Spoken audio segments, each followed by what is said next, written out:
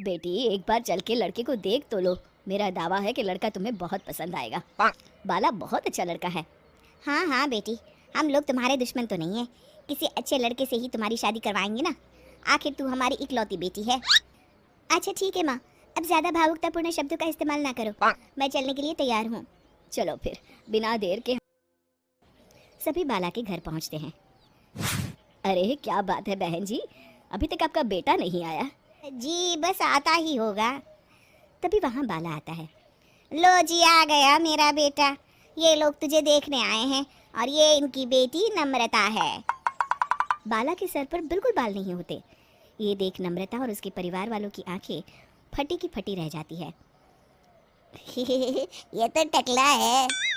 हे भगवान, माँ पिताजी आप दोनों एक टकले से मेरी शादी करवाने वाले थे। अरे ये तो पूरा उजड़ा चमन है। देखो बेटी, इस तरह किसी का मजाक उड़ाना गलत है। किसी के बारे में इस तरह की बातें नहीं करते। बालों का क्या है, वो तो आते जाते रहते हैं। लड़का टकला है तो क्या हुआ, इंजीनियर है, अच्छा खासा कमाता है। आप चुप रहिए जी।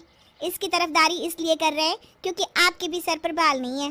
मैंने तो आपसे शादी कर ली, मगर मैं अपनी बेटी की शादी एक टकले से बिल्कुल नहीं करवाऊंगी। अरे ये क्या, कब से आप लोगों ने टकला टकला लगा रखा है? और माफ करना, तुम भी कोई हूर की परी नहीं हो। तुम लोग मेरे घर में आकर मेरी ही बेइज्जती कर रहे हो। निकल जाओ यहाँ से। हाँ हाँ तो जा रहे हैं ना, हमें भी यहाँ रुकने का कोई शौक नहीं है। नम्रता और उसके परिवार वाले उठकर वहाँ से जाने लगते हैं। तभी नम्रता का छोटा भाई जाते जाते कहता है, टकला, तेरा बाप टकला। और इस तरह बाला का रिश्ता टूट जाता है। फिर एक दिन सड़क के किनारे एक आदमी घूम घूम कर कंधी बेच रहा होता है। कंधी ले लो, कंधी, एक से बढ़िया एक कंघी ले लो, नए जमाने की कंघी ले लो। अरे भाई ये ले लो। घूमते घूमते वो बाला के पास पहुंच जाता है। अरे भाई साहब, कंधी लोगे क्या? ये लो। तभी उसकी नज़र बाला के सर के ऊपर पड़ती है। अरे माफ़ करना भाई साहब, आप इसे लेकर क्या करोगे? आपके सर पर तो बाल ही नहीं है। आपका तो स्टेडियम पूरा खाली है। चलता हूँ, कंधी ले लो, कंधी ले लो। कंधी वाले की बातें सुनकर बाला को बुरा लगता है। उस समय बाला को ऐसा महसूस होता है कि उसके लिए दुनिया में सबसे कीमती कोई चीज़ अगर है तो वो सिर्फ बाल है।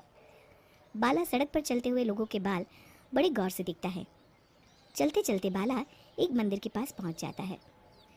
हे भगवान, तुमने ये मेरे साथ क्या किया? थोड़े से बाल अगर मुझे दे देते तो तुम्हारा क्या चला जाता? सारी दुनिया मेरा मजाक उड़ाती है। अरे भैया, आज पहला इंसान देख रहा हूँ जो मंदिर आकर भगवान से अपने लिए बाल मांग रहा है। बेटा, भगवान ने तुम्हें सब कुछ तो दिया है, अच्छी सेहत है, अच्छी नौकरी है, लगता है तुम्हारी तबीयत ठीक नहीं है। घर जाओ, सब ठीक हो जाएगा। बाला वहाँ से चला जाता है। घर पहुंचकर बाला खाना खाता है और अपने कमरे में सोने के लिए चला जाता है।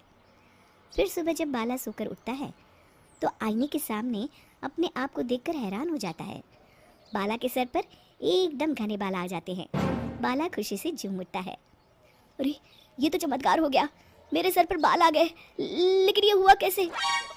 दोस्तों, अगर आप इस कहानी का दूसरा भाग देखना चाहते हैं तो हमें कमेंट करके ज़रूर बताएं।